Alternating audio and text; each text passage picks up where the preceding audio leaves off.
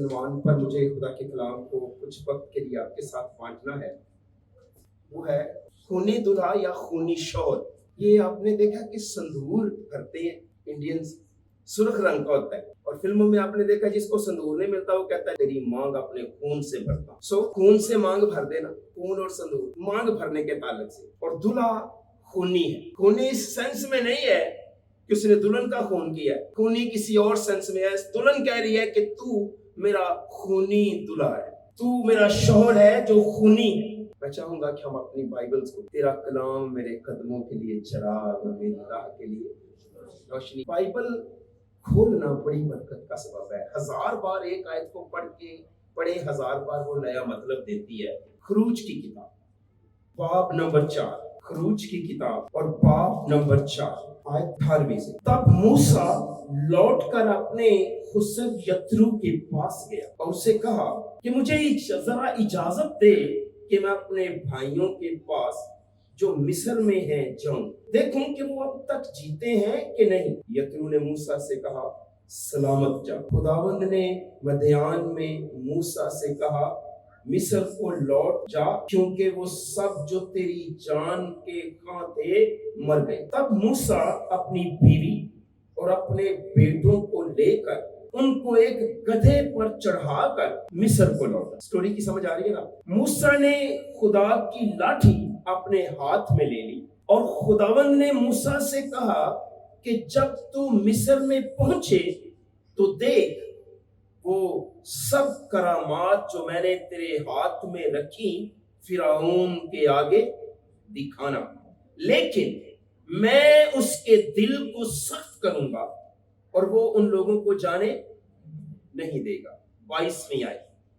اور تو فرعون سے کہنا خداوند یوں فرماتا ہے کہ اسرائیل میرا بیٹا بلکہ میرا پہلوٹا ہے، اور میں تجھے کہہ چکا ہوں کہ میرے بیٹے کو جانے دے تاکہ وہ میری عبادت کرے، اور تو نے اب تک اسے جانے دینے سے انکار کیا ہے، سو دیکھ میں تیرے بیٹے کو بلکہ تیرے پہلوٹے کو مار ڈالوں۔ 24ویں۔ اور راستے میں منزل پر خداوند اسے ملا اور چاہا کہ اسے مار ڈالے۔ کس کو مار ڈالے؟ خداوند کس کو ملا؟ کس کو خدا مار ڈالنا چاہتا تھا؟ اچھا ایک بار میں پھر پڑھتا ہوں، اب آپ نے سب نے غور سے سننا ہے اور پھر آپ نے صحیح جواب دینا ہے۔ میں پڑھ رہا ہوں آیت نمبر 20 سے۔ تب موسیٰ اپنی بیوی اور اپنے بیٹوں کو لے کر ان کو ایک گدھے پر چڑھا کر مصر کو لوٹا۔ یہاں تک سمجھ آئی؟ اور موسیٰ نے خدا کی لاٹھی اپنے ہاتھ میں لے لی۔ کیا ہوا جی؟ کس کی؟ اور خداوند نے موسیٰ سے کہا جب تو مصر پہنچے تو دیکھ وہ سب کرامات یعنی سب میریکلز جو میں نے تیرے ہاتھ میں رکھی ہیں فرعون کے آگے دکھانا، لیکن میں کیا کروں گا؟ کس کے دل کو؟ خدا نے کہا میں کس کے دل کو سخت کروں گا؟ میں فرعون کے دل کو سخت کروں گا، اور وہ ان لوگوں کو جانے دے گا؟ نہیں جانے دے گا۔ کیوں نہیں جانے دے گا؟ کیونکہ میں اس کے دل کو کیا کروں گا؟ مگر تو نے وہ کرامات دکھانی ہے، وہ جانے نہیں دے گا۔ دل اس کا سخت کون کرے گا؟ خدا کرے گا۔ اوکے 22ویں آیت میں خدا نے کہا تو فرعون سے کہنا۔ کون کس سے کہہ رہے؟ خدا موسیٰ سے کہہ رہے کہ تو کہنا کیا؟ تو فرعون سے کہنا کہ خداوند یوں فرماتا ہے کہ اسرائیل میرا بیٹا بلکہ میرا پہلوٹا ہے۔ پہلوٹے کا کیا مطلب ہے؟ پہلا بیٹا۔ اور کلام پاک میں لکھا ہے جس کے بیٹے زیادہ ہیں پرانے وقت میں ویسے ہے جیسے زبردست کے ترکش میں تیر ہو۔ بیٹوں کا ہونا ایسے جیسے ترکش کے تیر ہو، لیکن اب رواج بدل گیا، اب تو بیٹیاں بھی ترکش کے تیر ہی ہوتی۔ اب وہ کہتا ہے کہ تو فرعون سے کہنا کہ اسرائیل میرا بیٹا بلکہ میرا پہلوٹا ہے۔ آیت نمبر 23۔ اور میں تجھے کہہ چکا ہوں کہ میرے بیٹے کو جانے دے۔ کیوں؟ تاکہ وہ میری عبادت کرے۔ یاد رکھیں فرعون کئی دفعہ میں عبادت کرنے نہیں دیتا۔ فرعون کئی بار ہمیں عبادت کرنے نہیں دی. میں تجھ سے کہہ چکا ہوں کہ میرے بیٹے کو جانے دے تاکہ وہ میری، اور تو نے اب تک اسے جانے دینے سے. فرعون کے لیے میسج دیا گیا. میسج کیا ہے کہ فرعون سے تو جا کے کیا کہنا؟ اسرائیل میرا بلکہ میرا. میں تجھے کہہ چکا ہوں کہ تو اسے کیا کر؟ جانے دے. کیوں جانے دے؟ تاکہ وہ میری عبادت کرے. تو کیا وہ جانے دے گا؟ وہ جانے نہیں دے گا، کیونکہ میں فرعون کے دل کو سخت کروں. خداوند آپ بھی سخت کر رہے ہیں دل کو، اوپر سے بندہ بھیج رہے ہیں تو سمجھ نہیں آ رہی منطق کی. یا پھر اسے نہ بھیجیں. جب آپ ہی اس کے دل کو سخت کر رہے ہیں تو وہ کیسے جانے دے گا؟ ایلی نے اپنے بیٹوں سے کہا اگر بندے کا قصور کرو نا تو خدا تمہاری مدد کرے گا، اگر خدا کا ہی قصور کرو تو مدد کون کرے گا؟ خداوند جی ایک طرف آپ موسیٰ کو بھیج رہے ہیں کہ میرے لوگوں کو جانے دے اسے کہے، اور دوسری طرف آپ کہہ رہے ہیں کہ میں موسیٰ اس کے دل کو سخت کر دوں گا، وہ جانے نہیں دے گا. آیت نمبر 24 میں سو دیکھ میں تیرے بیٹے کو بلکہ تیرے پہلوٹے کو مار ڈالوں گا. کس کے بیٹے کو مار ڈالوں گا؟ خدا نے کہا. کیوں مار ڈالوں گا؟ کیونکہ تو میرے بیٹے کو جانے نہیں دے رہا. 6 لاکھ بندے تھے، بیبیوں کی گنتی نہیں ہوئی، بچوں کی گنتی نہیں ہوئی. اس 6 لاکھ کے گروہ کو، بیبیوں کو، بندوں کو ڈال کے خدا کہہ رہے ہیں وہ میرا بیٹا ہے. پورا اسرائیل میرا بلکہ میرا پہلوٹا ہے. تو اسے جانے دے تاکہ وہ کیا کرے؟ میری عبادت کرے. مگر تو نے اسے جانے نہیں دیا، سو اب نتیجہ ہی ہوگا تو اس سے کہنا کہ میں تیرے پہلوٹے کو مار ڈالوں، کیونکہ تو میرے پہلوٹے کو جانے نہیں دے رہا. اب تیرے پاس تیرا پہلوٹا بھی نہیں رہے گا. کیا خدا نے آپ اس کا پہلوٹا مارا؟ پورے مصر کے پہلوٹے مارے، جانوروں کے پہلوٹے. وجہ کیا تھی؟ کہ وہ خدا کے پہلوٹے کو جانے نہیں دے رہا. 24 آیت پر غور کریں. اور راستے میں منزل پر خداوند اسے ملا. کسے خداوند ملا؟ موسیٰ کو ملا. کیوں ملا؟ 24 آیت میں اور راستے میں منزل پر خداوند اسے ملا اور چاہا کہ اسے، کس کو خداوند نے چاہا کہ مار ڈالے؟ اور چاہا کہ موسیٰ کو مار ڈالے. خداوند جی بچپن میں آپ نے اسے مرنے نہیں دیا، قتل کر کے مدیان بھاگا، آپ نے اسے بیابان میں پیاسا بھوکا نہیں مرنے دیا. اب وہ واپس جا رہا ہے اور اب بھیج بھی آپ ہی رہے ہو، اور راستے میں آپ اسے مار ڈالنا چاہتے ہو. کون کس کو مار ڈالنا چاہ رہے؟ خدا موسیٰ کو راستے میں مار ڈالنا چاہتا ہے. جب خدا موسیٰ کو مار ڈالنا چاہ رہا ہے تو بیوی نے کمانڈو ایکشن کیا، اور فوراً کہ اس نے چکمک کے چاقو سے، ایک پتھر کا جو چاقو ہوتا ہے جس کو جیب میں رکھا جاتا ہے، اس سے جلدی سے اپنے بیٹے کا ختنہ کر دیا، اور جو کھلڑی اس نے کاٹی وہ جلدی سے موسیٰ کے پاؤں کے نیچے پھینک. 25 تب صفورہ نے چکمک کا ایک پتھر لے کر اپنے بیٹے کی کھلڑی کاٹ ڈالی اور اسے موسیٰ کے پاؤں پر پھینک کر کہا تو بے شک میرے لیے خونی دلہا ٹھہرا. تب اس نے اسے چھوڑ دیا. پس اس نے کہا کہ ختنے کے سبب سے تو خونی دلہا ہے. صفورہ نے اپنے ہسبینڈ سے کہا تو خونی دلہا کیسے ٹھہرا ہے؟ ختنے کے سبب سے. یہ کوئی رومانٹک سٹیٹمنٹ نہیں تھی، یہ کوئی عشقیہ سٹیٹمنٹ نہیں تھی، یہ ڈسٹریس کے اندر، مصیبت کے اندر اس کے منہ سے نکلا ہوا جملہ تھا اپنے شوہر کے لیے کہ تو میرے لیے خونی دلہا ٹھہرا. موسیٰ کو پتا تھا یا نہیں تھا کہ بیٹی کا ختنہ ہونا چاہیے؟ سمجھتا تھا، شریعت کو علم تھا. تو پھر کیا کیا اس نے؟ یہاں اس کیس میں عقل مند کون نظر آ رہی ہے؟ بیوی یا موسیٰ؟ بیوی اسرائیلی تھی، بیوی مدیانی تھی، بیوی اسرائیلی نہیں تھی. مدیان کون تھا؟ مدیان ایک علاقہ تھا، اور مدیان کے علاقے میں ایک بندہ تھا، کائن تھا وہاں کا، اس کا نام یترو تھا. لیکن مدیان کون تھا؟ اصل میں ابراہام باپ کی 3 بیویاں تھیں، اماں سارا، اماں ہاجرہ اور اماں کتورہ. یہ اماں کتورہ سے پیدا ہوا ایک شخص تھا، اس کا نام مدیان تھا. یہ باپ ابراہم کا بیٹا تھا اور اسی کے نام سے علاقہ مدیان کہلاتا تھا. جب موسیٰ وہاں پہ تھا بیابان میں بھیڑ بکریاں چلاتا تھا تو مدیان کے علاقے میں اس نے جلتی ہوئی جھاڑی دیکھی. وہاں سے خدا نے اس سے بات کی اس جھاڑی کے بارے میں، اور خدا کے بارے میں اس نے بہت سا علم اپنے سسر سے بھی لیا. سسر کس کی نسل سے تھا؟ अब्राहम की नस्ल से। मदयान उसके बावजदाद थे, मदयान की औलाद थी, वहां पे वो मदयानी था। सफूरा मदयानी थी, एक लिहाज से वो अब्राहम की नस्ल से थी। और अब्राहम को जब कहा गया कि तुझे और जिसको तूने पैदा किया है उसे अपना खतना करवाना पड़े, इस्माइल को भी, तुझे भी, और तेरे सारे खानाजादों को, नौकरों चाकरों को भी खतना करवाना पड़ेगा। सफूरा मदयानी थी, मूसा नबी था, इस्राएली था, मगर यहाँ एक ममसू नबी की जान एक उस औरत ने बचाई जो इस्राएली नहीं, जो खुदा की चुनी हुई कौम से नहीं थी।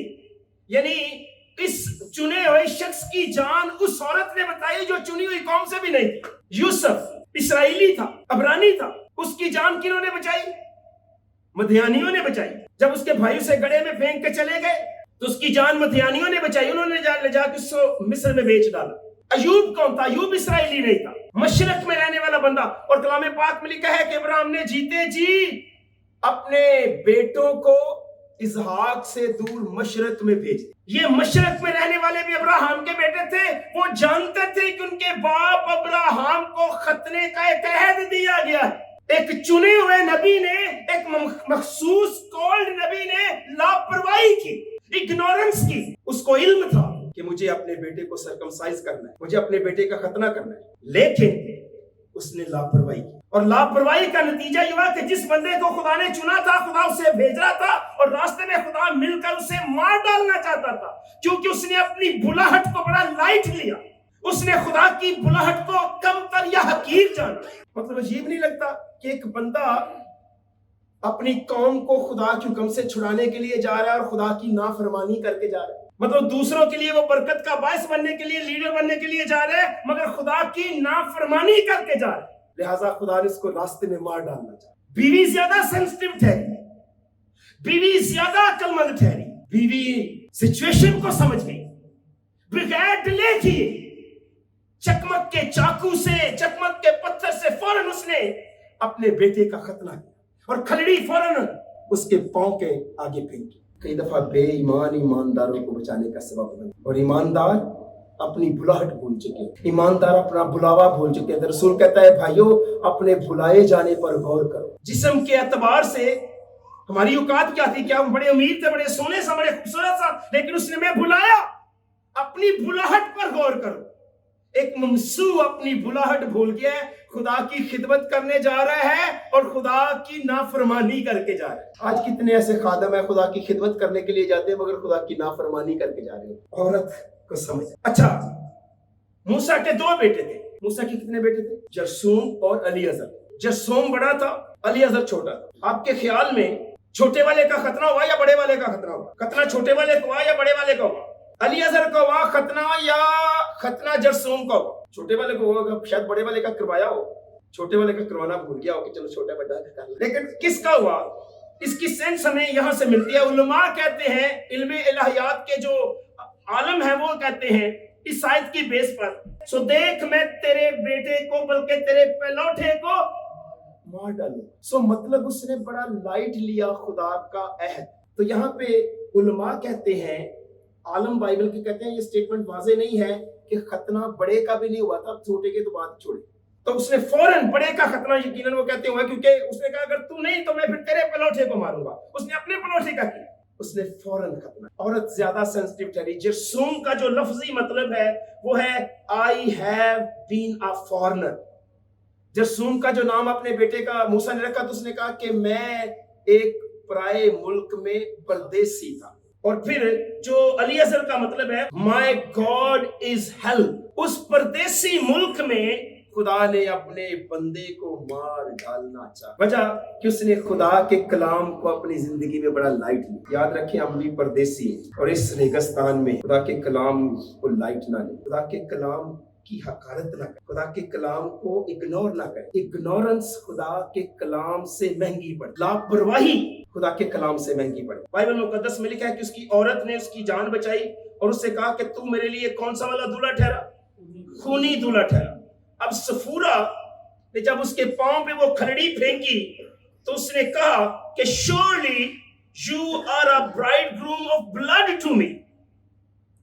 इन अदर वर्ड्स वो ये कह रही थी کہ تو میرے لیے خونی دلہا ٹھہرا، کہ یعنی تیرے وجہ سے جو خون بہا ہے اس سے ہماری شادی بچ گئی ہے، تیری وجہ سے جو خون بہا ہے اس کی وجہ سے تیری جان بچ گئی ہے، تیری وجہ سے جو خون بہا ہے اس کی وجہ سے ہماری فیملی محفوظ ہو گئی ہے، لہٰذا تو میرے لیے کون سا والا دلہا ٹھہرا؟ خونی دلہا ٹھہرا۔ ختنہ جو ہے وہ علامت ہے خدا کے عہد کی۔ پیدائش کی کتاب کا 17واں باب، خدا نے جب عہد باندھا ابراہم سے تو اس نے کہا پشت در پشت تو یہ ختنہ کرے گا۔ لیکن سوال یہ ہے کہ چھوٹا سا جسم کا ایک ٹکڑا کاٹنے کا مطلب کیا ہے؟ اس کو سوچا شاید جسم کا ایک چھوٹا سا ٹکڑا کاٹنے میں کوئی بڑی جسمانی طور پہ نمود و نمائش ہوتی ہے۔ ایک وقت آیا کہ یہودی بڑا فخر کرنے لگے ختنے پر، نیا عہد نامے کا دور آ گیا تھا۔ پالوس رسول نے کہا مسیح میں نہ ختنہ کوئی چیز ہے نہ نامختونی کوئی چیز ہے، سب کچھ مسیح ہے، کیونکہ لوگ جسمانیت پر فخر کرنا شروع کر چکے۔ لیکن سفورہ کیوں جانتی تھی کہ خدا اسے اس لیے مارنا چاہ رہے کہ ختنہ صرف عبرانیوں میں نہیں ہوتا تھا، ختنہ مدیانیوں میں بھی ہوتا تھا، اور مدیانی کون تھے؟ ابراہم کے نسل تھے، پتا تھا کہ ہمارے باپ ابراہم کو ختنہ دیا گیا ہے، وہ مدیانی ہونے کی وجہ سے جانتی تھی۔ یہاں تک کہ ارد گرد کے علاقے میں جب اسرائیل یوسف وہاں پہ پہنچے، باپ یعقوب وہاں پہ 70 جانے لے کے وہاں پہ پہنچا تو یہ سرکمسائز لوگ تھے، اور انہیں دیکھ کر یقیناً مصریوں نے بھی ختنہ کرنا شروع کیا۔ سو اس وقت مصریوں میں بھی ختنہ ہوتا تھا، مدیانیوں میں بھی ختنہ ہوتا تھا، اور عبرانیوں میں بھی ختنہ ہوتا تھا۔ البتہ سفورہ کو سمجھنے میں دیر نہ لگی کہ خدا موسیٰ کو کیوں مارنا چاہتا۔ She was more sensitive۔ Husband کی جان بچا دی، اپنے خاندان کو بچایا۔ وجہ کیا تھی؟ کہ شوہر لاپرواہ تھا، اس نے اگنور کیا کہ یہ کوئی اتنی بڑی بات نہیں ہے۔ یاد رکھیں، خدا کا حکم پوری طرح سمجھ میں آئے یا نہ آئے، اس کو ماننے میں ہی ہماری آمین۔ خدا کے کلام کو ماننے میں ہی ہماری بھلائی ہے۔ کلام سننے والے نہیں بلکہ لکھا کلام پر عمل کرنے والے بھی بنو۔ اب یہ جو فریز اگرچہ بیٹر تھی مگر میں نے کہا رومانٹک نہیں تھی، یہ جو فریز تھی اس سے موسیٰ کو جان بچانے کا موقع مل گیا۔ اچھا، یہ فریز جو ہے عید فصح کے ساتھ بھی میچ کرتی ہے۔ جب یسوع مسیح نے عید فصح کی روٹی توڑی اور وہ پیالہ پیش کیا تو اس نے کہا یہ پیالہ میرے خون میں نیا عہد ہے، یہ پیالہ میرے خون میں نیا عہد ہے، اور جب تک کوئی اس روٹی میں سے نہ کھائے اور اس پیالے میں سے نہ پیے، جب تک کوئی میرا خون اور میرا گوشت نہ کھائے، اس میں ہمیشہ کی زندگی بغیر خون بہائے معافی۔ اس لیے بغیر لہو بہائے معافی نہیں۔ یہ عورت سمجھ گئی، اس نے اپنے شوہر کے لیے لہو بہایا۔ اس نے کہا تو خونی دلہا ہے، تیری وجہ سے مجھے خون بہانا پڑا، تیری جان بچانے کے لیے مجھے خون بہانا پڑا۔ اگر یہ پہلے ہو جاتا تو خدا موسیٰ کو مارنے کے لیے نہیں آتا۔ موسیٰ وہ شخص ہے جس نے خدا کے ساتھ روبرو باتیں کی ہیں، اس نے خدا کو دیکھا ہے زمین پر۔ اگر خدا اس بندے کو مارنے کے لیے آ سکتا ہے تو میری اور آپ کی اوقات کیا ہے؟ موسیٰ وہ بندہ ہے جس نے بائبل کی پہلی 5 کتابیں لکھی ہیں۔ اگر خدا اس بندے کو مار ڈالنا چاہتا ہے چھوٹی سی لاپرواہی سے تو میرا اور آپ کا کیا ٹھکانا ہے؟ فریب نہ کھاؤ، خدا ٹھٹوں میں نہیں اڑایا جاتا۔ بائبل میں خدا ٹھٹوں میں نہیں اڑایا جاتا۔ جب ہم خدا کے کلام کی تحقیر کرتے ہیں، خدا کے کلام کی انسلٹ کرتے ہیں، سن کے اس کو حقیر جانتے ہیں، تو اس سے بڑی خدا کی توہین ہوئی ہے۔ بائبل مقدس فرماتی ہے کہ یہ جو بلڈ ہے، یہ جو پیس اوور کا بلڈ ہے، وہ یسوع مسیح کی نمائندگی کرتا ہے۔ دیکھیے یہ جو میٹر ہے، موسیٰ کو میں نے کہا کہ اس نے اس فیتھ فلنس کو اگنور کیا۔ لیڈرشپ ملی مگر لیڈرشپ کو وہ کرنا تو چاہ رہا تھا بغیر اوبیڈینس کے، لیڈر بننا چاہ رہا تھا بغیر فرما برداری کے، بغیر فرما برداری کے لیڈرشپ اسے قبول نہیں۔ اس لیے کہ یہ جو اوبیڈینس تھی اس کے فیتھ کا اظہار تھی۔ ہماری بھی اوبیڈینس، ہماری بھی فرما برداری ہمارے ایمان کا اظہار ہوتی ہے۔ آمین۔ اس لیے بڑا ضروری ہے کہ ہم اس کی فرما برداری کریں اور اسے اپنا خدا مانگیں مگر اس کے کواننٹ کو ریفیوز کریں۔ یہ کواننٹ تھا अहद था कि पुश्त दर पुश्त तो खतना करना। अब मसीहियों के अंदर नए अहदनामे में जब से खून बहा दिया गया, अब किसी को अपने बच्चे का खतना करके लहू बहाने की जरूरत नहीं। हमारे लिए यीशु मसीह ने लहू बहा दिया। अब हम अपने अपने बेटे के खतने से पाक नहीं हुए, अब हम पाक हुए हैं खुदावंद यीशु मसीह के सूली पर लहू बहाने से। हर लहू जो बहाया जाता रहा है वो यीशु मसीह के बहाए जाने वाले खून की अलामत। आमीन। इसलिए कलाम पाक में लिखा है, अब खतना करो मगर दिलों का करो। अब नापाकी दूर करो, दिलों की करो। अब जिस्म की नापाकी से मतलब नहीं है। मतलब आप शायद मन ही मन में सोच रहे होंगे, हो मैं तो खतना नहीं कराया, मैं तो लेट हो गया, क्रिमिनल ना जो नहीं। मतलब अब करवाएं या ना करवाएं ये आपकी अपनी मर्जी है। इसका ईमान के साथ अब लेना देना नहीं है, क्योंकि ये अहद पूरा हो चुका है। अब वो पुराना था, अब नया आ गया है कि ये खून मेरे, ये जो प्याला है मेरे खून में नया अहद है। अब हम यीशु मसीह के लहू से बचाए जा रहे हैं। और याद रखें, जो भी बंदा फसा में शामिल होता था, जो भी बंदा फसा की रोटी खाता था, उसके लिए 12वें बाब में खरूज की किताब की 24वीं आयत में लिखा है, उसके लिए लाजम होता था कि वो मख्तून हो। बगैर खतने के कोई बंदा फसा में शामिल नहीं हो सकता था। बगैर दिल के खतने के कोई बंदा शायरबानी में शामिल नहीं हो सकता। इसलिए बगैर फर्मा बरदारी के यकीन करें कि हम खुदावंद के लोगों के लिए बरकत का सबब नहीं बन सकते। हमें फर्मा बरदार बनना पड़ेगा इस साल। हालेलुया। अभी उसने एक मंजिल तय की थी कि खुदा उनसे मारने के लिए चलाया। हमने इस साल के 2 वीक अभी तय किए हैं। शुक्र करें कि अभी तक हम जिंदा हैं, उस सर के सदके जो सलीब पर मसलूब हुआ, कांटों के ताज से जो घायल हुआ, पसली में छेद जिसके नेजा फाला मारा है, उसकी वजह से अगर हम यहाँ महफूज है, जिंदा है, तो उसकी वजह से जिंदा है। ये जो पैसेज है जिसको हमने पढ़ा है, ये अचानक से हमें यूं लगता है कि जैसे एक सडन एक्ट हुआ है, अचानक हुआ है। लेकिन असल में ये कोई अचानक बेतरतीब अमल नहीं है। She knew very well, वो अच्छी तरह जानती थी। अगर अच्छी तरह जानती ना होती तो क्या इतना बड़ा डिसीजन लेती? उसको इल्म था कि ये ही वजह है, लेकिन एंड पे जाके उसने उस वजह को खत्म किया।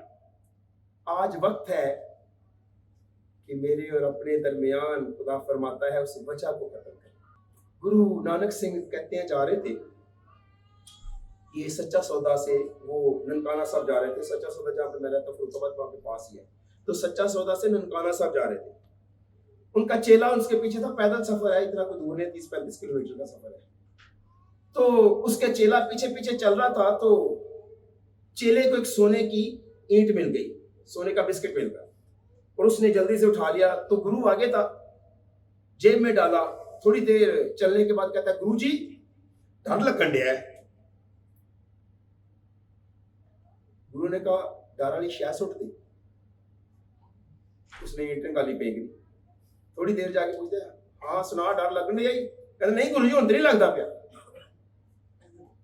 देखें कि जो चीज हमें साल में डरा रही है, जिसने मेरे और आपके दरमियान, खुदा और हमारे दरमियान जुदाई पैदा कर दिया, वो चीज क्या है, वो रीजन क्या है? ये रीजन को समझी।